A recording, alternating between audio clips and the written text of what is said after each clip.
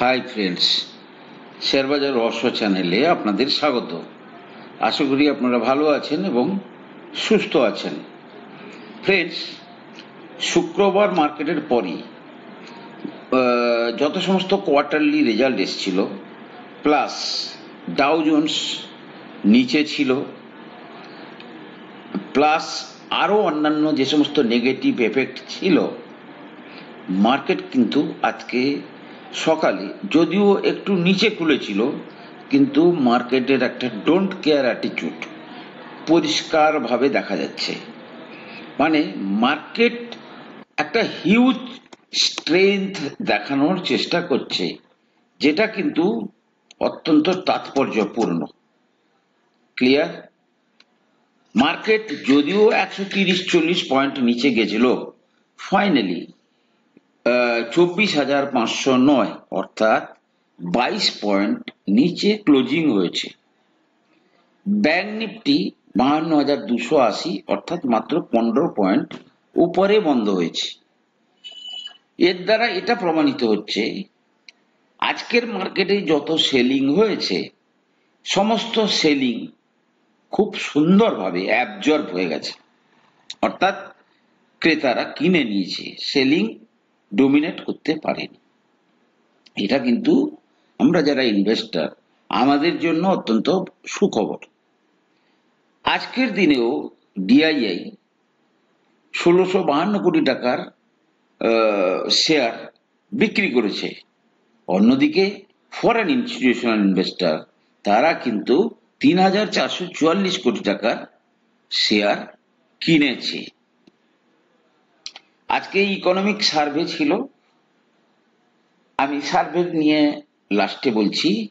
কিন্তু কালকে বাজেটে আমরা যারা রিটেল ইনভেস্টর, আমাদের কাছে বাজেটের মূল অবজেক্টিভ, আমরা শেয়ার বাজারের জন্য কি কি খবর ভালো হলে উল্লসিত হব, বা যে সমস্ত খবর এলে আমরা তাতে আশাহত হব, সেই রকম কয়েকটা পয়েন্ট আপনাদের বলছি।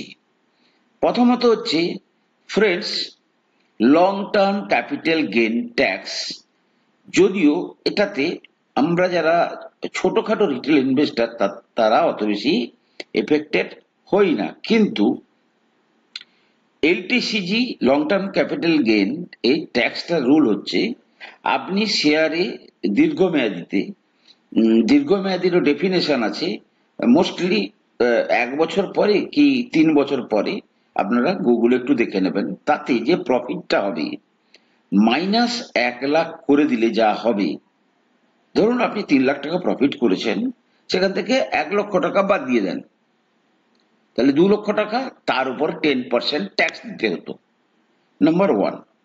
এবং এসটিটি বলে একটা কম্পোনেন্ট আছে, যেটা কিন্তু যখনই আপনারা কোনো শেয়ার কেনেন বা বিক্রি করেন, সিকিউরিটিজ ট্রানজাকশন ট্যাক্স, সেটাও আপনাদেরকে দিতে হয়। বোথ কোথায় যায়? গভর্নমেন্টের কাছে। যা আছে, যদি এইটাতে কোনো রিল্যাক্সেশন আসে, অর্থাৎ এলটিসিজি যদি কম করে বা এসটিটির মধ্যে যদি কোনো কমের আভাস পাওয়া যায়, এটা কিন্তু মার্কেটের জন্য সুখবর হবে। কিছু না হলেও কিছু যদি পরিবর্তন না হয়, সেটাও মার্কেট ভালো চোখেই নেবে, কিন্তু যদি আরো বাড়ানো হয়, মার্কেট কিন্তু সেটাকে নেগেটিভ ভাবে রিয়াক্ট করবে।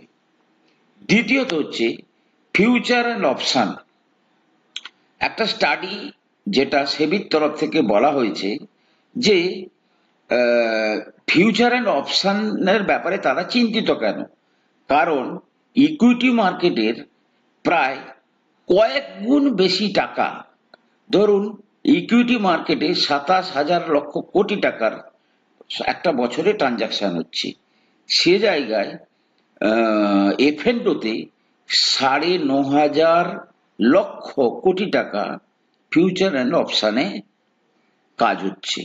অর্থাৎ 27,000-এর যদি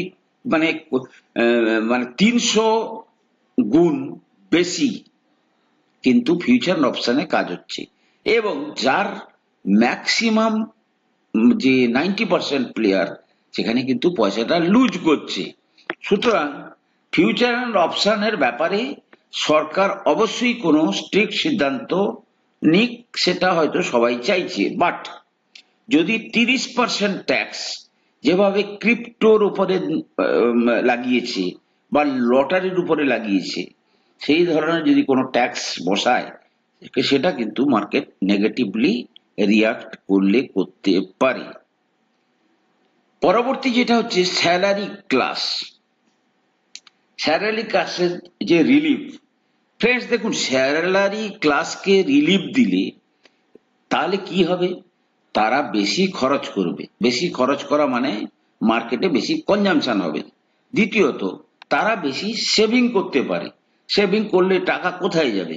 সেভিং করলে টাকা কেউ ডাইরেক্ট শেয়ার বাজারে লাগাতে পারে, আবার কেউ মিউচুয়াল ফান্ডেও টাকা লাগাতে পারে। সুতরাং স্যালারি ক্লাসকে যদি কিছু রিলিফ দেওয়া হয়, সেটাও মার্কেট পজিটিভলি রিয়াক্ট করবে।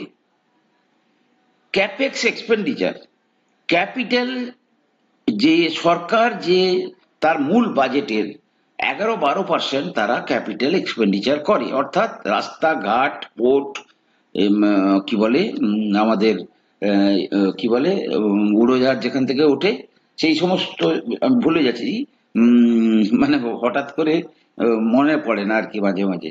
তো এয়ারপোর্ট, সেই সমস্ত ক্ষেত্রে একটা ক্লাস 11-এর ছেলে বসেছিল, সে বলছে এয়ারপোর্ট। আচ্ছা, সেই ক্ষেত্রে যদি গভর্নমেন্ট তার এক্সপেন্ডিচার বাড়ায়, সেক্ষেত্রে কিন্তু মার্কেট সেটাকে ভালো চোখে নেবে। লাস্ট যেটা ফিসক্যাল ডেফিসিট, অর্থাৎ ফিসক্যাল ডেফিসিট যদি বাড়তে থাকে, সেটাকে বাইরের দেশ থেকে যে সমস্ত টাকা পয়সা আসে তারা কিন্তু নেগেটিভলি নেয়। সুতরাং ফিসক্যাল ডেফিসিট সরকার যে টার্গেটটা বলেছে এবারে রিচ করবে বলে, সেই যেটা স্পেসিফিক লিমিট 4%-এর কাছাকাছি, সেটা যদি তারা অ্যাচিভ করার মতো দিশা দেখায়, তাহলে কিন্তু মার্কেট সেটাকে পজিটিভলি নেবে। সুতরাং এই পয়েন্টগুলোর জন্য আমরা কিন্তু কালকের বাজেটের দিকে তাকিয়ে থাকবো। নেক্সট, কিছু শেয়ার ফ্রেন্ডস মার্কেটে কিন্তু হিউজ ট্রেন্ড দেখাচ্ছে। অনেক শেয়ার আছে, কিন্তু যেগুলো আমার চোখে পড়েছে আজকে, যেমন আমি বলি অল বিজনেস রিলেটেড, আমি বলছি না যে এমনি কোনো শেয়ার, যেমন ধরুন Sterling and Wilson solar energy, যারা সারা বিশ্ব জুড়ে সোলার এনার্জির ওপরে কাজকর্ম করে, সোলার ইনফ্রাস্ট্রাকচার তৈরি করে, এবং যারা বলেছে এই ফাইন্যান্সিয়াল ইয়ারের মানে 2025-এর এন্ডে প্রায় 9,000 কোটি টাকার তাদের রেভিনিউ আসবে, যেটা গত বছর 3,000 কোটি টাকা ছিল, নিচে এসছিল প্রথমের দিকে, ফাইনালি কিন্তু পজিটিভে ক্লোজিং দিয়েছে। অন্য একটা শেয়ার সার্বোটেক, যারা কিন্তু ওই যে সমস্ত ইলেকট্রিক ভেহিকল চার্জিং সেন্টার সারা ভারতবর্ষে বসানোর জন্য one of the best company, যাদের কাছে ওই ইনফ্রাস্ট্রাকচার আছে, তারা কিন্তু বসাচ্ছে চতুর্দিকে, অর্থাৎ যার মধ্যে বিজনেস আছে, সেই সমস্ত শেয়ারে কিন্তু যথেষ্ট আজকের দিনেও স্ট্রেন দেখেছি। অর্থাৎ আগামী দিনে কোনোভাবে এই সমস্ত শেয়ারে উইকনেস পেলে আপনারা কিন্তু অল্প অল্প করে অ্যাকুমুলেশন করুন। রিসাইক্লিং স্টক, যেমন ধরুন বিভিন্ন রিসাইক্লিং এর শেয়ার আছে, যেমন ধরুন ইকো মানে অর্থাৎ যারা ইলেকট্রনিক্স গেজেটকে রিসাইকেল করে, অ্যান্টোনিও ওয়াস্ট যারা নোংরা ফোংরাকে রিসাইকেল করে, বা টিন্না রাবার যারা হচ্ছে টায়ার কে রিসাইকেল করে, এই সমস্ত শেয়ারেও কিন্তু যথেষ্ট স্ট্রেংথ আছে। অর্থাৎ এই বিজনেস, যদিও শেয়ারের ভ্যালুয়েশন হাই, কিন্তু মার্কেট শেয়ারকে অ্যাকুমুলেশন করতে চাইছে, কেউ বিক্রি করতে চাইছে না। সো ডিমান্ড সাপ্লাইয়ের ক্ষেত্রে ডিমান্ড বেশি, যার জন্য শেয়ারকে একটু দুর্বল অবস্থায় পেলে আপনারা কেনাকাটার কথা প্ল্যান করতে পারেন। লাস্ট যেটা বলবো, ইকোনমিক সার্ভে এসছে, ইকোনমিক সার্ভেতে গভর্নমেন্ট বলছে সবকিছু দারুণ চলছে, কোনো চিন্তার কোনো কারণ নেই। Prime minister Narendra Modi economic সার্ভের উপর বলেছেন, survey shows prevailing strength of our economy, আমাদের ইকোনমি যে শক্তিশালী সেটাই সার্ভেতে প্রতিফলিত হয়েছে। মোদ্দা কথা, সার্ভে প্রেডিক্ট করছে জিডিপি 6.5 থেকে 7% মতো হতে পারে, যেটা মানে অন্যভাবে আমরা এক্সপেক্ট করছি 8% মতো। আরবিআই বলছে, এবং এই যে গ্রোথটা সেটা কিন্তু সমস্ত ধরনের রিস্ককে ইভেনলি ব্যালেন্স করেই কিন্তু এটা দেখানো হয়েছে। হঠাৎ করে কোনো রিস্ক এলে কোনো এফেক্ট পড়বে না, কারেক্ট। অন্যদিকে GDP growth, inflation, employment rates, fiscal deficit বা আদার রিলেভেন্ট যে সমস্ত ম্যাট্রিক্স আছে সেগুলো যথেষ্টই শক্তিশালী, এটা বলা হয়েছে।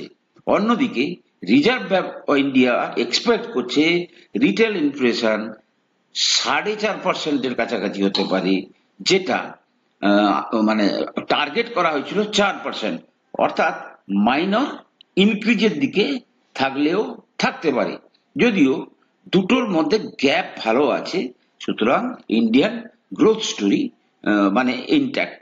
সুতরাং ফ্রেন্ডস, আজকে আর অন্য কোনো রকমের কোনো চর্চা না করে মোটামুটি কালকের প্রস্তুতি হিসাবে, কারণ কি একটা নতুন বছরের বাজেট, নতুন সরকারের, অতএব আমরা সেই দিকেই লক্ষ্য রাখবো। আপনারা ভালো থাকুন, সুস্থ থাকুন, মানে কেউ হুড়মুড় করে কোনো শেয়ারে কেনাকাটা বা বিক্রির সিদ্ধান্ত নেবেন না, অপেক্ষা করুন, মার্কেটে ঠান্ডা হতে দেন, পাওয়া যাবে সব ভালো শেয়ার ভালো দামে পাওয়া যাবে। ভালো থাকুন, চ্যানেলটাকে সাবস্ক্রাইব করুন, লাইক করুন। কথা হবে পরের এপিসোডে।